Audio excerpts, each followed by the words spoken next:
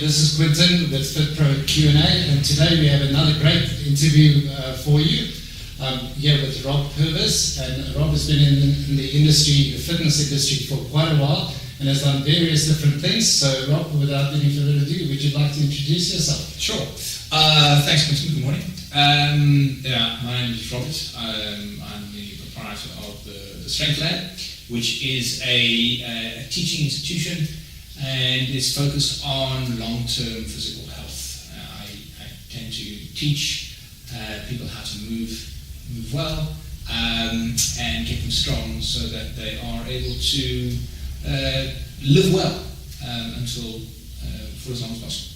Okay. Is that typically the kind of clients that you get as people that just wants to get stronger for everyday life? Pretty much, yeah. People come to me with all sorts of goals. There are a lot of physical goals that people can work on. Aspects of fitness, people tend to think of fitness as just one or two things. Like I can, for example, I can run the Comrades, or I can be on in a bodybuilding competition. Yes. That's pretty much the two extremes. But there's so much more in between those two. There's strength, there's power, there's speed, there's weight loss. There's all of these aspects of fitness that people tend to get confused about. And I tend to attract people who are looking for a specific thing. So most of my clients want to get strong. Okay, I firmly believe that the foundation of all fitness is strength. And should your strength base be good enough, then you can go and adapt that strength to do whatever it is that you want to do. So, for example, if you've got a runner, an endurance runner, he wants to run a marathon or a 10K, whatever the case is, and he's looking at improving his time, yes, he can go out and run more 10Ks or 15K, but if he does some pure strength training, that broadens his strength base, then he can then make larger jumps in performance because of the strength base.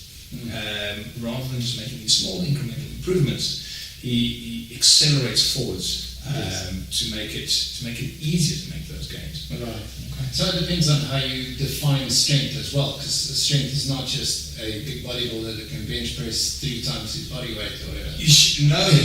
So quite correct. It's strength is, if you boil it all down to the science behind it, it's the ability to move a limb or propel an object or move an object. So you throw a ball, or you move a barbell, or you stand up. That all requires strength. Bending your finger requires strength.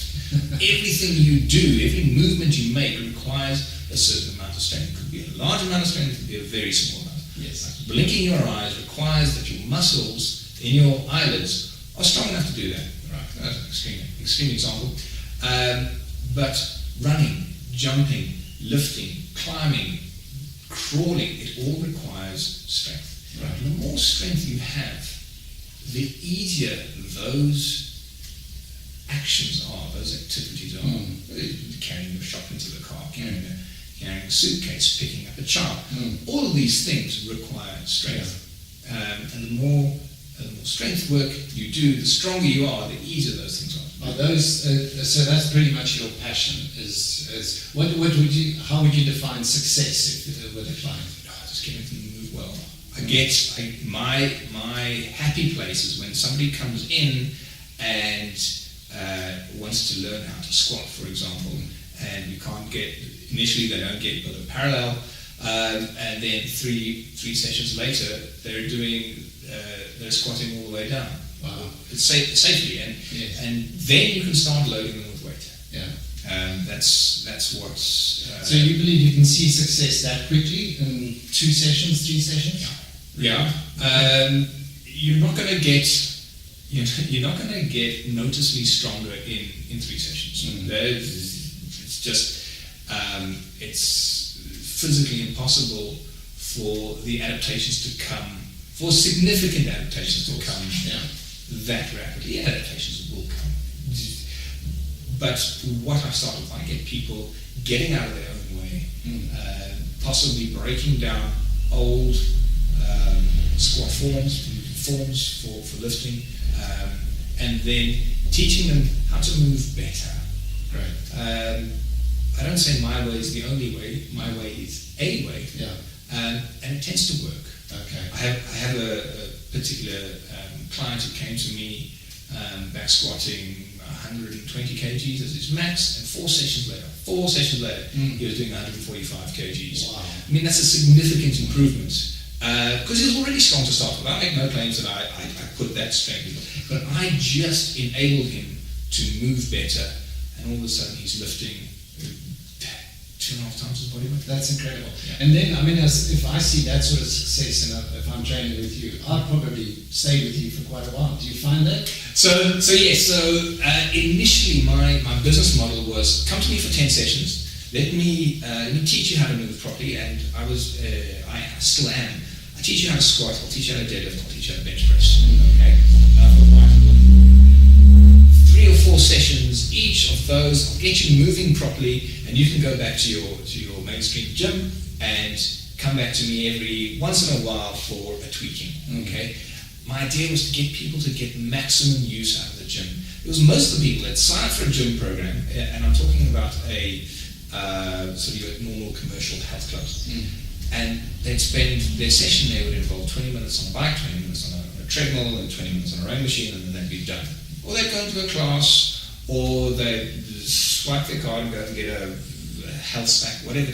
And that's all fine. But you're paying $700 a month, and this health club is beautifully equipped, and you're using none of it. Yeah. And the reason they use none of it is because they see they'll see the weight section, and they'll see all the big guys, all the strong guys throwing weights around, and they'll go, Okay, in there. I ain't touching that. And that's where the magic happens. Yeah. This is where the magic happens because, like I said, 3 or 4 sessions in, you start moving better. Yeah. You can start loading the weight on, and all of a sudden you get stronger. It's fun. Because you were saying to me earlier, before we started, that those machines is actually a linear movement, or it's a single direction, which is contrary to what you want. You want natural movement. And yes, so that's a really good word, the linear movement. Now, these gym machines are getting better. They are allowing you to move in more than one plane. Traditionally, they were all sagittal plane, which is just straight in front of you. And you would still do it to an extent, but the purpose of those machines is to isolate body parts. I've got a bit of a problem with that because at no point in your life do you ever use one body part in isolation. Right. So if you are looking to train a specific body part, or you're looking to do a little bit of rehab, those machines are great. Yeah. Okay. I just find that in order to be able to move properly, to have this long-term physical health, you have to move properly. And sitting in a machine that is only taxing one part of your body and the rest of the body rests, it's not great. It builds imbalances, and this is where, in my experience, most injuries happen just from imbalance. It might be an imbalance between left and right of the body, front and back of the body, left and right of one limb, front and back of one limb. All these sort of things. It's quite easy if you're standing in front of a mirror, you can train the front part of your body because it looks good. You can see everything working, and you might forget about the back part. Or you do it, but are you doing it in the correct relationship to each other? And if not, and you're just doing, let's say you're doing a lot of shoulder work, a lot of chest work, and I really don't like talking about specific body parts in isolation, but that kind of thing happens. And then you think, well, where did my gains go? Because now my shoulders are covering it, so I do more. But in order to look better and to move better, you've got to be here, which means you've got to be training the back as well. Makes sense. The other side. So big compound movements is where I live. That's what I teach, and that's where my great success is. I've had a client come in and train with me for about 18 months, and we'll get back to the length of how long clients stay with me. And he would be at the physio once a month for a bad back. Something would go wrong. In the 18 months I trained with him, he went there once because he did something silly. just moving properly and loading your body with weight made his back strong enough to not be injured all the time. Yes. Yeah, and he's gone on now and he's living his life well without any aches and pains and all sorts of things. So now he can go to the gym, he can train himself properly, and he can do what he Yeah, needs to do. that makes sense. Sorry, just to come back to you asked me about like how long to try and stay Yes. with me. So my original idea was come to me for 10 sessions and I'll send you off into the world so you can play with machines. But what I found is that my clients really enjoy the personal one-on-one contact here. Part of being a personal trainer is being that person that somebody's accountable to. Okay, so they would rock up and they would work hard, and we would develop a relationship, and you get relatively close with people because you're spending an hour or two a week in that person's soul company. Yeah. And you're getting them better and making them stronger, and they just carried on coming, which was great. So I didn't have this sort of expected mass turnover of clients every 10 weeks. Okay. And to be honest, I really enjoy it. I really love getting involved with the clients and finding out how they are and tracking their progress. I'm seeing what that board that tracks their progress. And it really does. It works well for me when I can see that somebody who came along and they started lifting just an empty bar, 5-6 weeks later, they're lifting more. That's and we're not necessarily knocking the big national gyms. They have their place and that sort of stuff.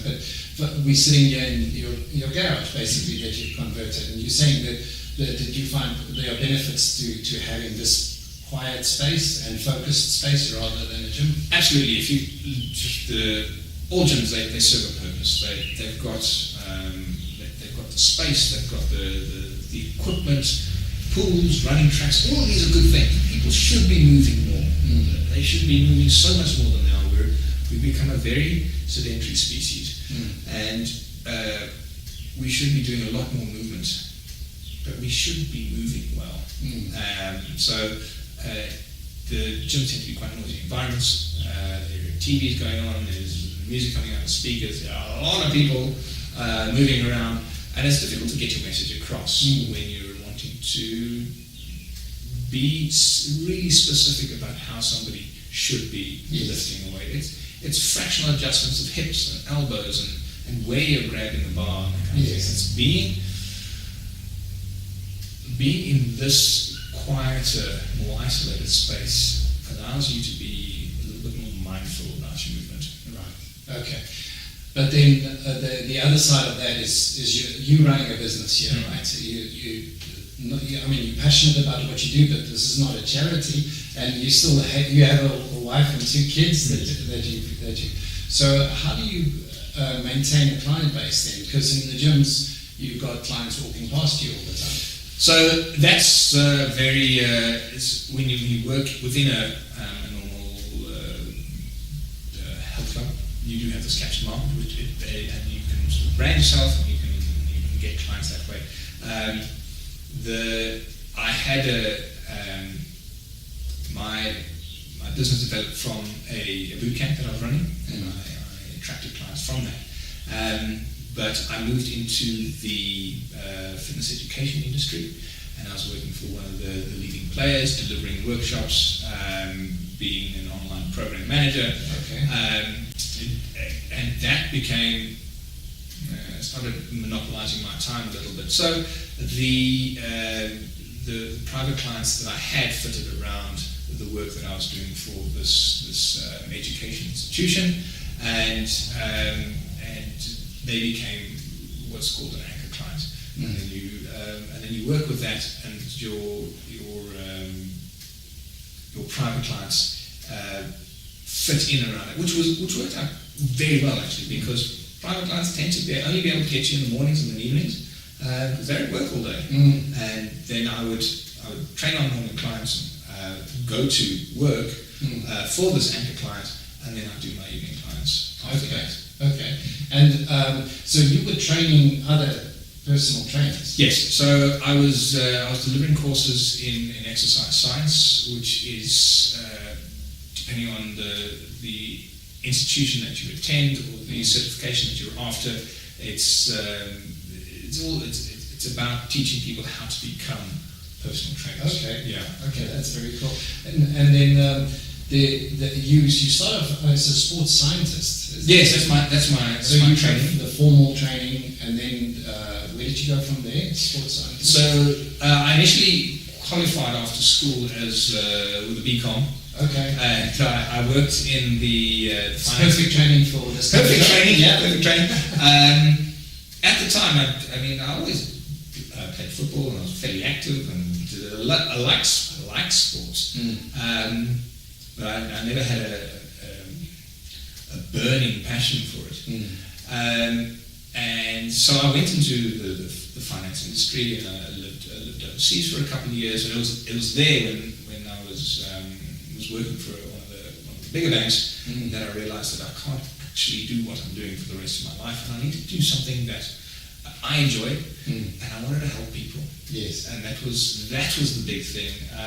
And so I came back to Joburg and I reskilled. I got the sports science qualification, and that's when I set up the Strength Lab. Okay. And kind of took it from there. Okay, great. Yeah. So the Strength Lab is your brand. Yes. Got the shirt on. You got the Facebook page. You got the Instagram. I got a website. Okay, website. www.thestrengthlab.co. Okay. And basically, are you marketing your personal training on there? That's where people can come and find out about me. Okay. Most of my marketing is done by word of mouth, and I've had people coming from as far as Pretoria to train here. Wow. Yeah, they found you online?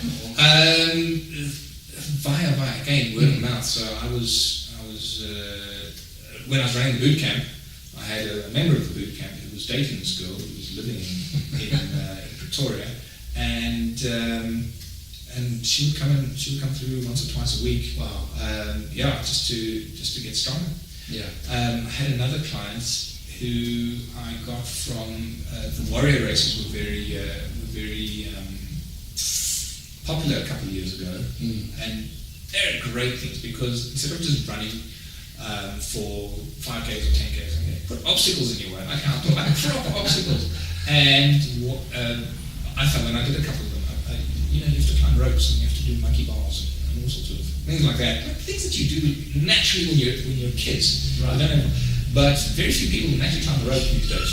And you got a rope in your backyard. I got a rope in my backyard for that particular reason. And so I got clients. Again, this client was I think from Hartbeespoort, and she said, "Can you teach me how to climb a rope? Because I want to learn how to warrior." I said, "Come on through." Great. And that's what we worked on. And I ended up running the race with her. So that's very cool. And also in your backyard, you got for your kids, right? For my kids, yeah. Yeah. That's your what do you call it? Playground. You can call it a playground. That's exactly what it is. Did you put your plants on there? Yeah. The big change in my life came when I found something called parkour. Oh yes. It's also known as free running. Call it what you like. It's about moving properly. It's about getting from point A to point B in the most efficient way possible. That's running. That's jumping. That's climbing. That's you crawling. do that?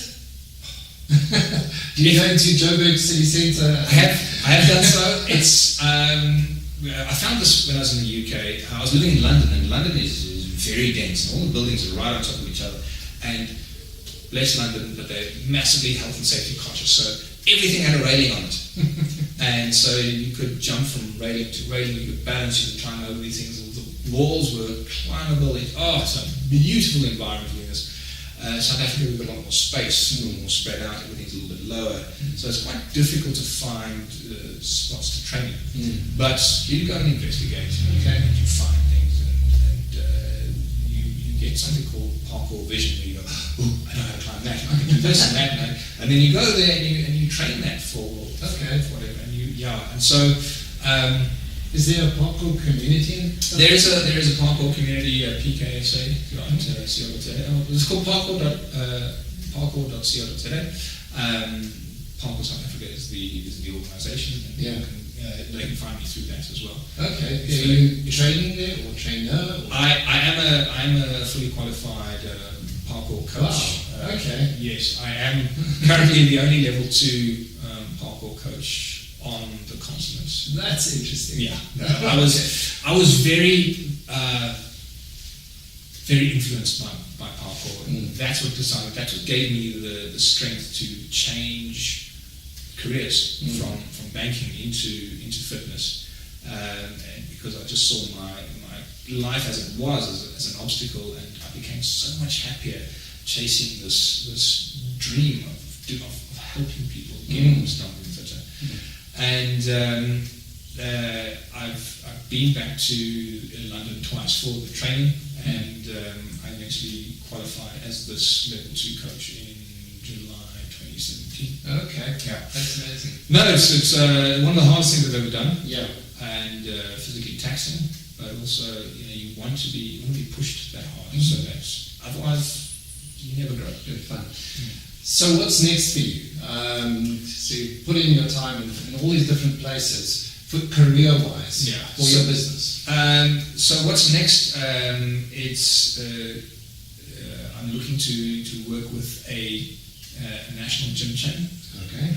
I'm in conversation with their training manager to set up a learnership program, and hopefully, of course, next couple of weeks that comes to fruition. Okay, that's great. Yeah, no, I'm really excited. Would that be full time again? It would probably be in the realm of the anchor client again. So I would I'm loath to give up any private clients again. It keeps you grounded, it keeps you current. If you tend to sort of move full time into something else, it's just one of those things. You're not as sharp on the thing you actually train for. Yes. But in order to keep and it's a way to reach more people. Yes. Yeah. You have an influence on their career. If you were looking for an anchor client, what type of organisations are typical? So maybe somebody's watching and they're saying, well, I can actually introduce you to an anchor client. Who would it be? So as I said, I'm working with one of the major national health clubs. Health clubs. Yeah. Can I name drop here? Sure. So I'm going to. I'm speaking with Planet Fitness at the moment.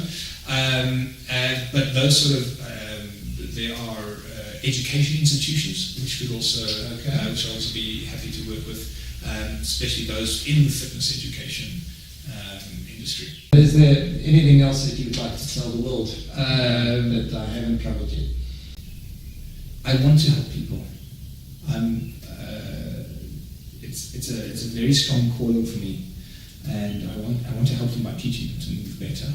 So if anybody does need help in getting rid of pain, dropping some weight, getting stronger, come see me.